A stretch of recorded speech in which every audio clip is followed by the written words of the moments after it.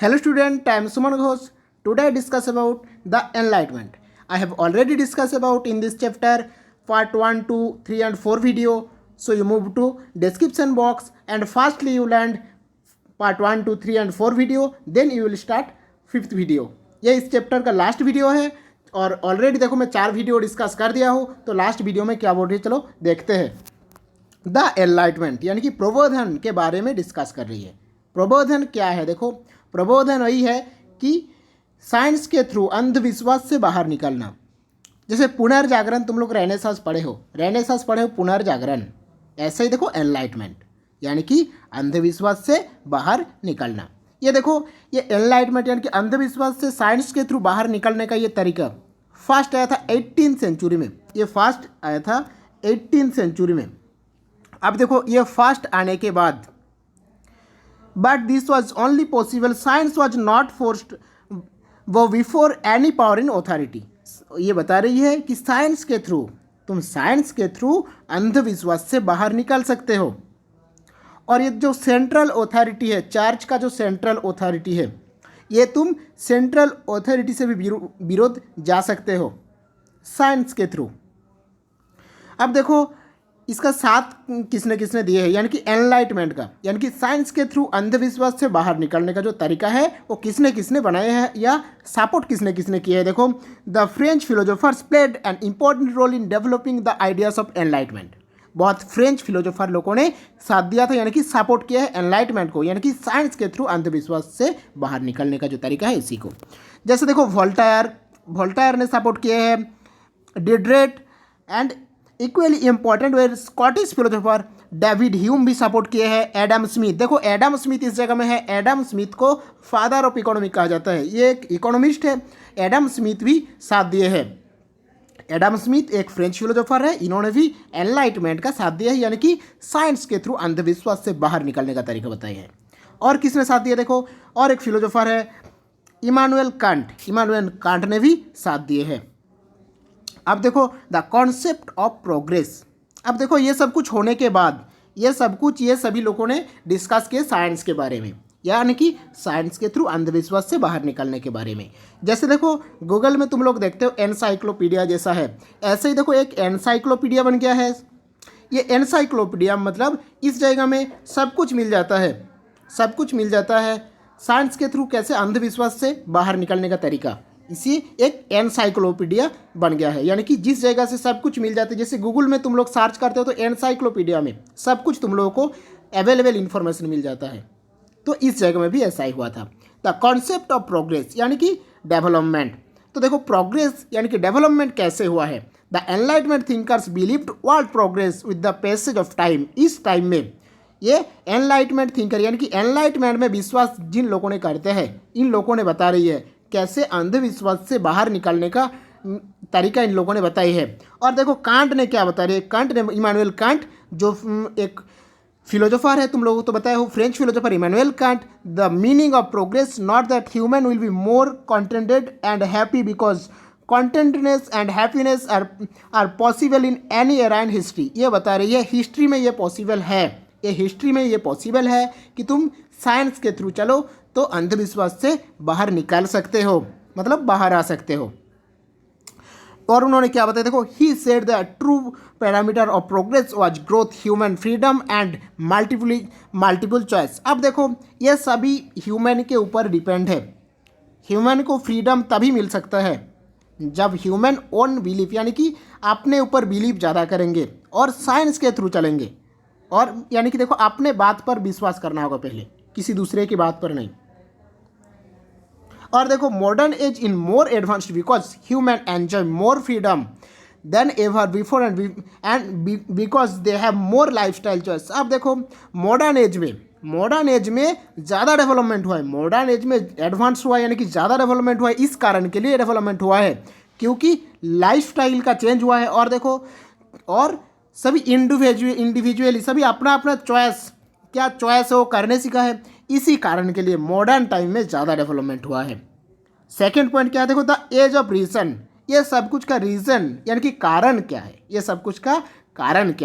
देखो the enlightenment thinkers believed that human decisions were gradually being based on rational thought rather than superstition, religion, the direction of central authority. ये central authority के कारण, जैसे देखो church में है, church में पोप है, पोप के कारण के लिए सब कुछ हो रही है। तो ये सब कुछ जैसे देखो सभी एक एक ऑर्गेनाइजेशन का, मंदिर या मस्जिद सभी जगह में एक एक हेड होता है, तुम लोगों को पता है। सभी जगह के कारण की वजह से ये सब कुछ हुआ है। देखो, human to ask question in investigate any authority where an individual on institution, ये सब इंस्टीट्यूशन की वजह से ये सब कुछ हो रही है, यानी कि कुछ ऑर्गेनाइजेशन जैसे मंदिर मस्जिद ये सब कुछ है। It also helps to live principle and comfortable life, it is human intellectual reveal true path. और देखो, ये सभी मंदिर मस्जिद ये सब जगह से ट्रू पाथ नहीं दिखाते हैं, यानी कि अच्छाई का रास्ता नहीं दिखाते हैं। आप देखो, जैसे रोजर बेकन ने कहा था इन्वेस्टिगेशन, पहले इन्वेस्टिगेशन करना होगा, फिर एक्सपेरिमेंट करना होगा, ठीक है। तो ऐसे ही देखो साइंस के थ्रू हम लोगों को चलना होगा, ये सब कुछ बता रही है। अब देखो साइंस क्या बता रही है, the enlightenment thinkers saw scientific knowledge as true knowledge. Enlightenment में जितने लोग विश्वास करते हैं, ये लोग बता रही है एनलाइटमेंट से जो साइंटिफिक नॉलेज तुम्हें मिलते हैं, ये एक ट्रू नॉलेज है, ये एक ठीक नॉलेज है। By science they meant the process of deriving conclusion on the basic of experiment, observation and rational thought and collecting sufficient evidence to back the conclusion. मैं तुम लोगों को बताया हूँ रोजर बेकन ने क्या कहा था, पहले एक्सपेरिमेंट करना होगा, फिर इन्वेस्टिगेट करो।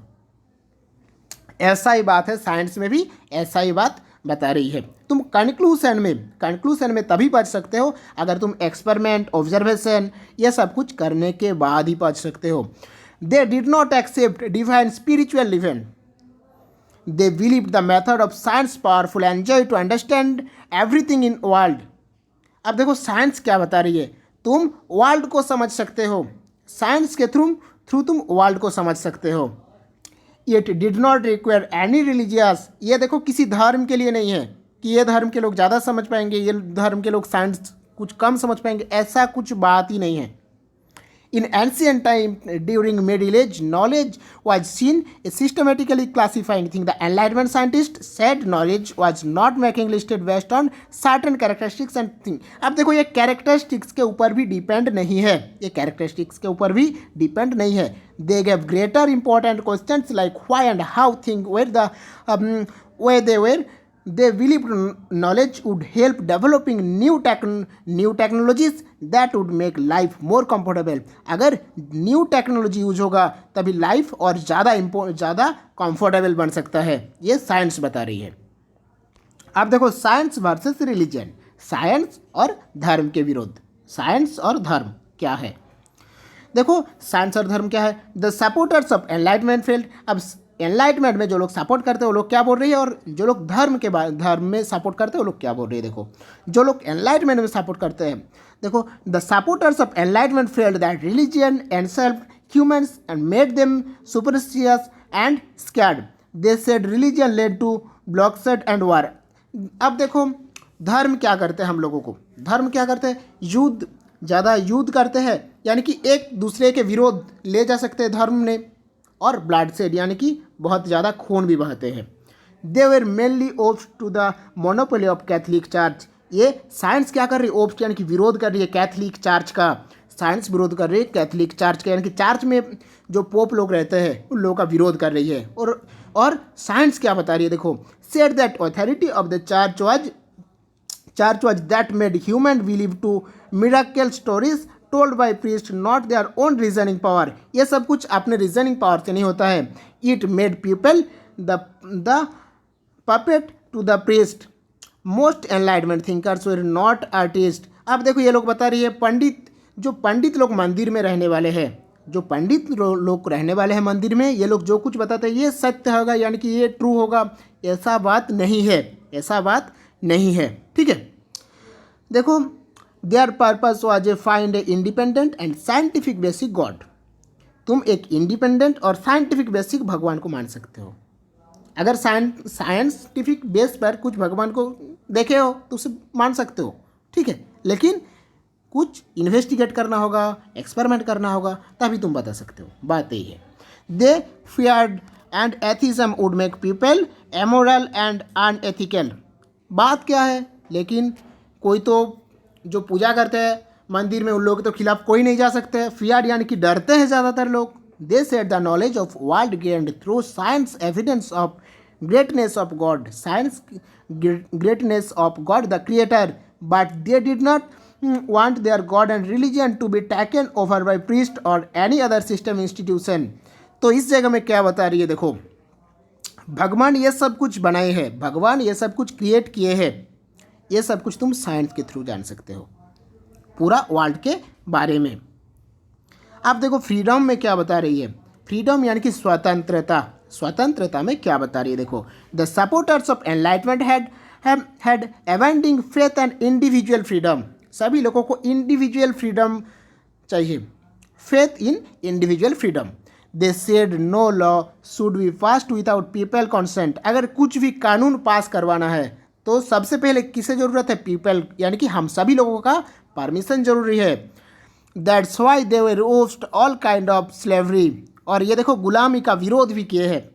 Undemocratic system and anarchy. Undemocratic system, India is a democratic country, तुम लोगों को पता है इंडिया में लोकतंत्र है, यानी कि पीपल बनाते हैं गवर्नमेंट को।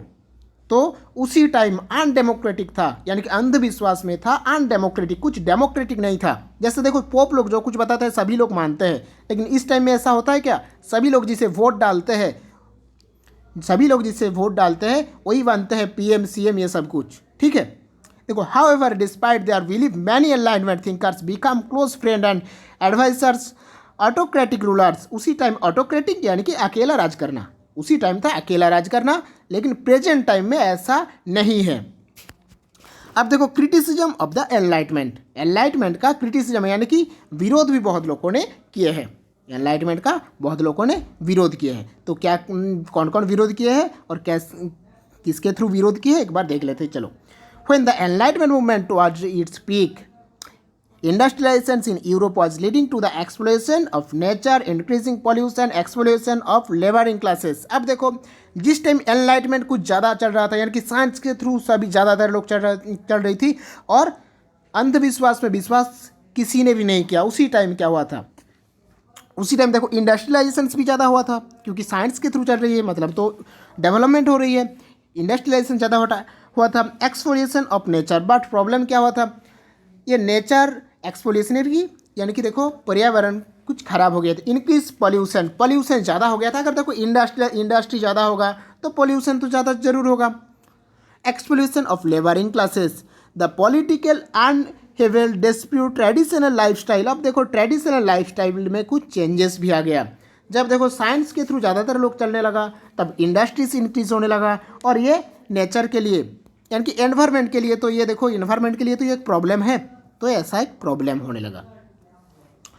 देखो इसी टाइम बहुत लोगों ने विरोध किया है। The people who were distressed by the impact industrialisations began criticising modern age. इसी कारण के लिए ये इंडस्ट्रियलाइजेशंस के लिए ज़्यादातर लोग विरोध करने लगा। They raised their voice against science and reason. ज़्यादातर लोग जोर से बोलने लगा, ये साइंस के विरोध और अंधविश्वास के बारे में तो बता रही है, और साइंस के विरोध बोलने लगा। तो किसने किसने देखो ये एनलाइटमेंट का विरोध किया था। देखो एक फिलोसोफर था, एक रोमांटिक फिलोसोफर रस्सो, एक और एक पोएट है लॉर्ड बैरन एंड आर्टिसियन। इन लोगों ने विरोध किया था, इन लोगों ने विरोध किया था। दे लाउडेड ए ideally rural life that would be a consent with nature, not destroy. They wanted to preserve fast disappearing folk art and culture। ये लोग बता रही है कि अगर ज़्यादातर साइंस के थ्रू हम लोग चलने लगेंगे तो क्या हो सकता है, हम लोग का जो एनवायरनमेंट है, जो कल्चर है, पूरा खराब हो जाएगा। While the enlightenment thinker sang the praise to the of the power of science to understand the world। लेकिन एनलाइटमेंट के लोग क्या बता रही है, तुम पूरा वर्ल्ड को समझ सकते हो साइंस के थ्रू। The romantics drew attention to thing that could be understood only through emotions and feeling. They focused on culture. तुम ये सभी चीज़ का फीलिंग समझना होगा तुम्हें और फोकस करना होगा कल्चर में। And literature of India, China, Japan, alternative enlightenment culture began to study the societies. अब देखो बाद में क्या हुआ था, इंडिया, चाइना, जापान ये सभी जगह में एनलाइटमेंट कल्चर के बारे में स्टडी हुआ था, यानी कि साइंस के बारे में स्टडी हुआ था। और बहुत लोगों ने ये सब कुछ कल्चर के बारे में ट्रांसलेट करके भी लिखे हैं। ऐसा ही एक एग्जाम्पल है संस्कृत पोएट कालिदास का। संस्कृत पोएट कालिदास का उन्होंने लिखे हैं शकुंतलम से उसी टाइम का कल्चर के बारे में हम लोग जान सकते हैं। देखो romantic artist abandoned the realism of renaissance period creating in destiny and tempestuous image instead realistic drawing. और उसी टाइम बहुत कुछ ड्राइंग के थ्रू भी बहुत लोगों ने बताया था कि ये अर्थ को कंट्रोल कर रही है, मतलब नेचर हम लोगों को कंट्रोल कर रहे हैं। ऐसा ही देखो एक ड्राइंग है इस जगह में, ये ड्राइंग देख के देखो तुम लोगों को पता चलेगा। बिजली गिरने के बाद एक हॉर्स यानी कि एक घोड़े ने क्या डर रही है, कितना ज़्यादा डर रही है। देखो इसको देखकर तुम लोगों को पता चलेगा कि कितना ज़्यादा डर रही है। देखो यहाँ पर लिखा है a painting by Delacroix dates 1825 depicting a horse startled by lightning. ये देखो ये बिजली गिरने की वजह से ये हॉर्स डर रही है। तो चलो ये चैप्टर अभी कंप्लीट हो गया है। Thank you.